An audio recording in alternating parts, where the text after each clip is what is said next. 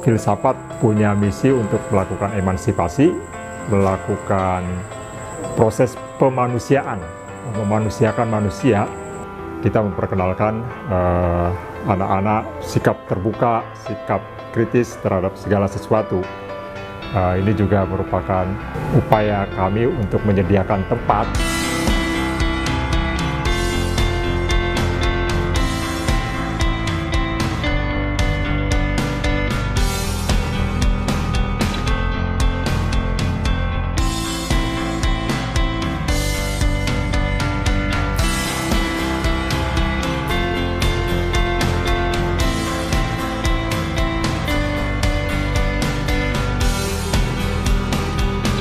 Assalamualaikum warahmatullahi wabarakatuh. Salam kenal semua, saya Sunario. Sehari-hari saya beraktivitas sebagai pengajar, sebagai dosen di Universitas Paramadina Jakarta, dan juga di aktivitas sosial di Pusat Studi Islam Kenegaraan. Saya punya latar belakang pesantren di satu pesantren di Jawa Barat. Kemudian setelah itu pernah kuliah di IAIN, Syarif Hidayatullah Jakarta, kemudian sekolah lanjut di Sekolah Tinggi Filsafat Bhiayakara di S1, S2, dan S3.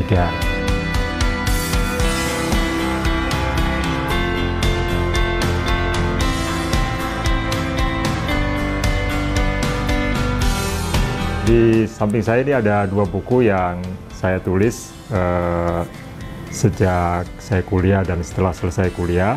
Pertama, yang terbaru itu buku Perihal Keadilan. Ini tentang prinsip-prinsip hidup bersama di dalam perbedaan.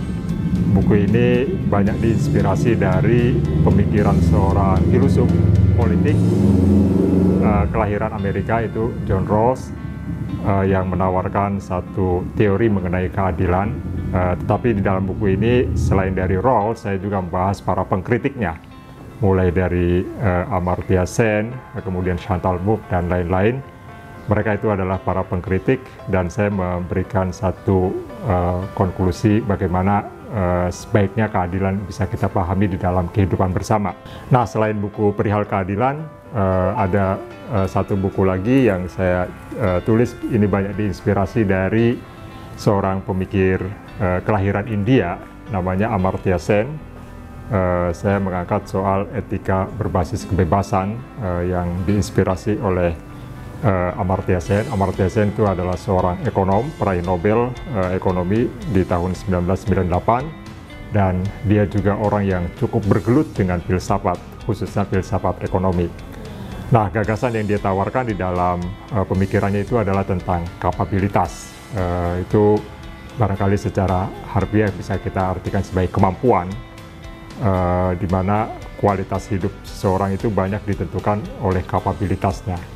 Nah, ini buku ini membahas tentang kapabilitas dan juga pentingnya kebebasan di dalam kehidupan manusia. Keadilan menjadi salah satu prinsip ya di dalam Pancasila kita, itu keadilan sosial. Dan dalam konteks persatuan Indonesia pun itu penting sekali bahwa setiap masyarakat yang beragam di Indonesia itu mendapatkan keadilan. Ini buku yang sebenarnya menawarkan satu pandangan yang lebih komprehensif mengenai kebebasan, yang tidak hanya dipahami dalam kerangka kebebasan proses, kebebasan yang mungkin dipahami dalam arti politik, dalam arti agensi, tetapi juga dalam kebebasan orang untuk mendapatkan atau akses terhadap kesejahteraan, terhadap hal-hal yang terkait dengan manfaat. Itu menjadi sesuatu yang dianggap penting dalam pemikiran Amartya Sen melalui konsep tentang kapabilitas. Nah, ini buku yang menurut saya jadi sangat relevan untuk kita di Indonesia, dan dalam arti tertentu juga sejalan ya dengan pemikir-pemikir para pendiri bangsa seperti Muhammad Hatta dan juga Bung Karno.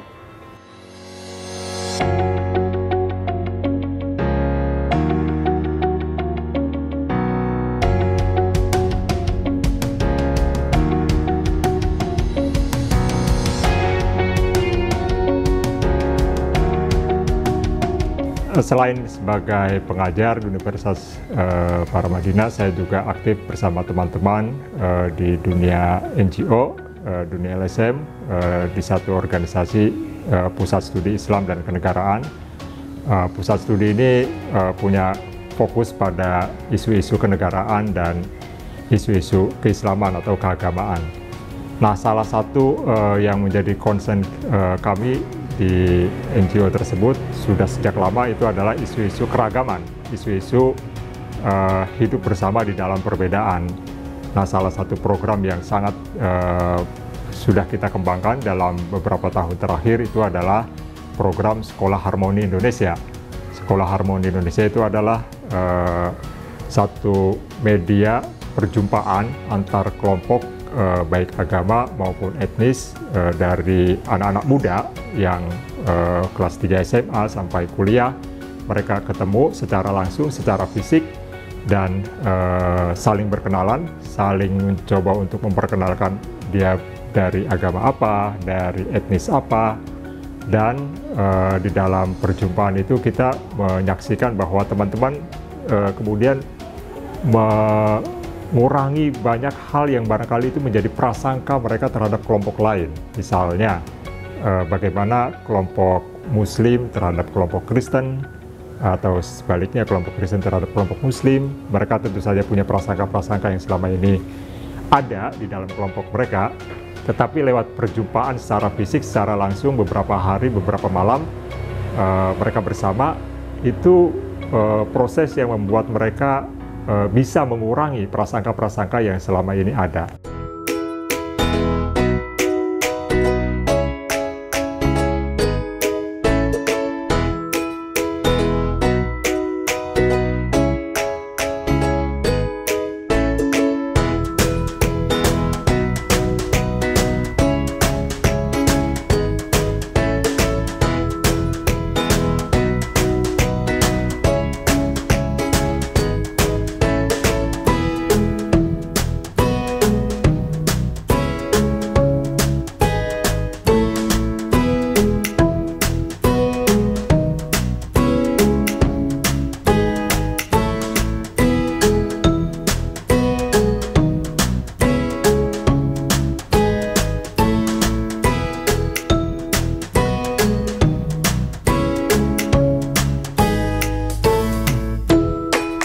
Sekarang kita ada di Rumah Daya. Ini satu proyek yang sebenarnya sudah saya cita-citakan cukup lama. Rumah Daya ini isinya ada 3 hal. Pertama itu aspek pendidikan, kedua pemberdayaan, ketiga entrepreneurship. Jadi dalam aspek pendidikan tentu saja nilai-nilai pendidikan yang kita usung selama ini seperti keterbukaan, sikap kritis, itu menjadi satu hal yang coba kita promosikan di dalam pendidikan di Rumah Daya. Kita memperkenalkan anak-anak sikap terbuka, sikap kritis terhadap segala sesuatu. Nah, kemudian pemberdayaan ini merupakan upaya saya untuk menerjemahkan gagasan mengenai kapabilitas, di mana hal yang sangat penting di dalam kehidupan masyarakat-masyarakat yang selama ini mengalami deprivasi kapabilitas itu mendapatkan pemberdayaan. Mereka dibuat semakin berdaya, diberikan kemampuan dalam hal apa? Baik dalam hal kesejahteraan maupun dalam hal-hal yang terkait nilai di dalam komunitas mereka. Jadi kita mencoba untuk memberikan penguatan, pemberdayaan kepada kelompok-kelompok semacam itu. Nah, yang ketiga ini adalah entrepreneurship atau kewirausahaan. Entrepreneurship di sini kami mencoba untuk menawarkan dalam bingkai green and sustainable. Jadi memang kita mencoba untuk memberikan edukasi mengenai kewirausahaan hijau dan keberlanjutan. Tentu saja ini secara ideal barangkali cukup sulit dan masih belum biasa di banyak kalangan, tapi kita akan mencoba untuk menawarkan konsep green and sustainable yang kita mampu. Misalnya dalam konteks kita mengelola sampah, mengelola sisa-sisa makanan yang kita gunakan di dalam dapur kita, itu menjadi bagian yang kita coba berikan edukasi bagaimana itu dikelola agar punya nilai sustainable dan nilai hijau, ya, green. Ini mungkin dimulai dari rumah tangga barangkali, bagaimana kita memilah sampah yang barangkali bisa di recycle dan mana sampah yang tidak bisa di recycle. Itu salah satu yang kita lakukan di dalam rumah daya, membangun komunitas yang sadar pada pengurangan. Sebenarnya proyeknya adalah pengurangan sampah dan secara spesifik sampah yang kita betul-betul kurangi itu sampah plastik. Jadi ini pada dasarnya merupakan translasi dari gagasan-gagasan yang selama ini saya usung baik di dalam dunia akademik maupun di dunia NGO. Barangkali kebaruan yang kita coba tawarkan di dalam rumah daya itu adalah kemandirian. Artinya bagaimana program-program atau proyek-proyek yang kita kembangkan di dalam rumah daya itu berbasis pada komunitas, bukan lagi ditopang oleh dana-dana yang mungkin dari pihak luar atau dari pihak asing, sehingga kekuatan dari program atau proyek rumah daya ini lebih mengakar pada grassroots.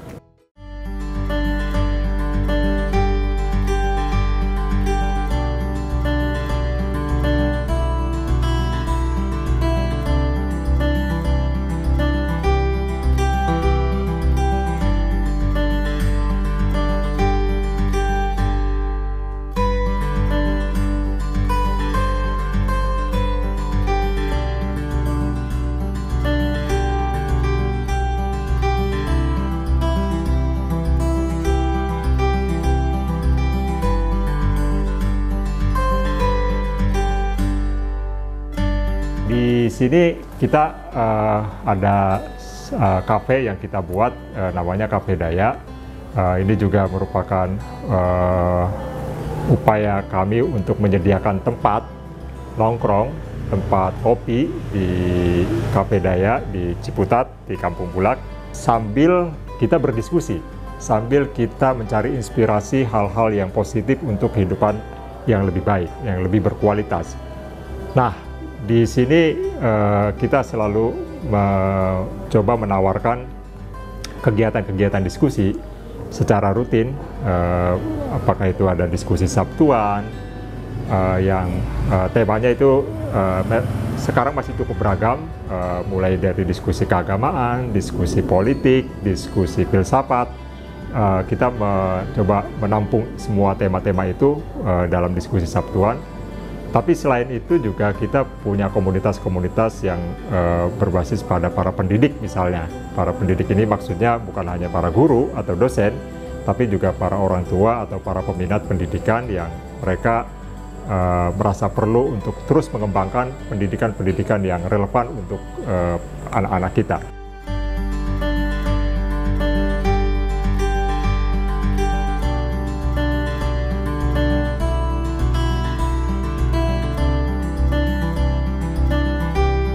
Program lain yang juga kita kembangkan di rumah daya itu untuk anak-anak, itu ada kegiatan Fun English Club, itu kegiatan komunitas atau klub bahasa Inggris untuk anak-anak umur dari 6 sampai 13 tahun.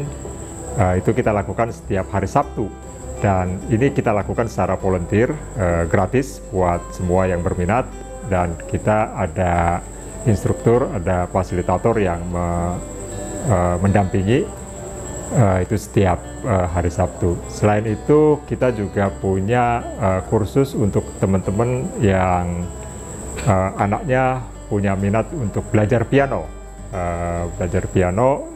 Kita menawarkan kursus untuk bisa mendaftar langsung di rumah daya.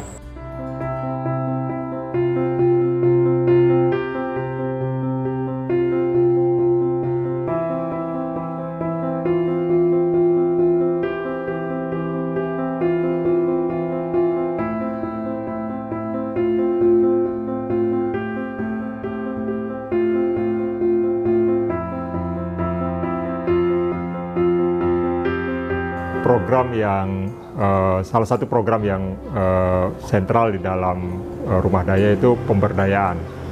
Jadi pemberdayaan di sini memang kita memahami bukan hanya dalam aspek kekuatan ekonomi atau aspek kesejahteraan gitu ya, atau well-being. Pemberdayaan di sini lebih dipahami baik dalam aspek nilai yang dia yakini, juga termasuk tentu saja kesejahteraan. Jadi saya contohkan misalnya kalau yang untuk kesejahteraan itu cukup mudah kita bisa jelaskan, misalnya bagaimana kelompok-kelompok usaha ekonomi mikro itu kita berikan pendidikan, bisa kita upgrade untuk menjadi lebih kuat dalam ekonominya, sehingga mungkin itu akan berkontribusi terhadap penghidupan dia atau livelihood dia.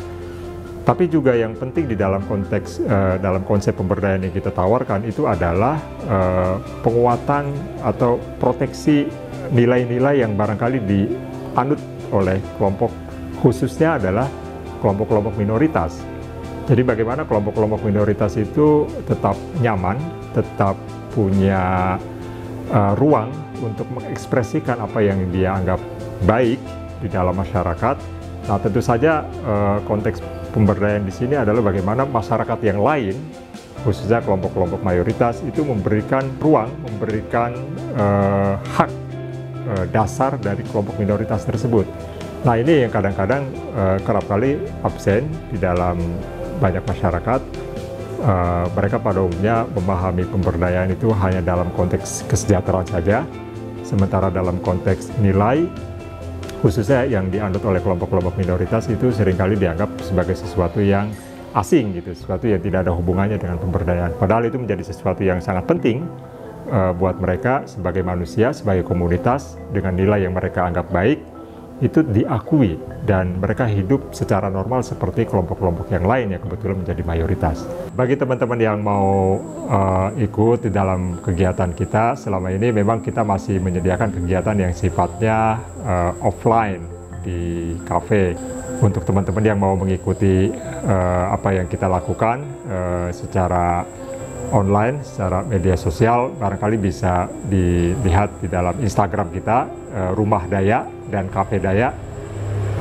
Ada dua, memang Instagram Rumah Daya dan Cafe Daya. Kita di situ menginformasikan berbagai kegiatan yang kita lakukan, mulai dari kegiatan diskusi, kegiatan parenting, termasuk juga kursus-kursus yang kita kembangkan di dalam komunitas Rumah Daya.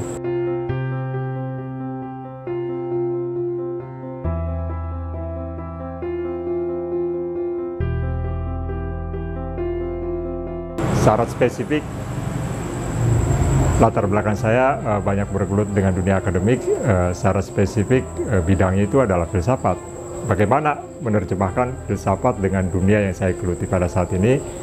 Menurut saya itu merupakan tawaran sekaligus tantangan ya yang mau saya coba terjemahkan, bahwa filsafat itu bukan hanya bergelut atau bergulat dengan hal-hal yang kita anggap sebagai metafisik gitu ya. Ini coba saya tarik dalam dunia yang lebih konkret, dalam dunia kehidupan. Dan salah satu yang menurut saya penting itu bagaimana diterjemahkan dalam pemberdayaan. Jadi filsafat itu punya misi untuk melakukan emansipasi, melakukan proses pemanusiaan, memanusiakan manusia. Nah, itu tentu saja tidak hanya bisa kita lakukan di dalam membaca buku, menulis buku, tetapi juga harus kita terjemahkan dalam proyek-proyek pemberdayaan, proyek-proyek pendidikan, dan juga penguatan kemampuan hidup manusia untuk menjadi lebih baik.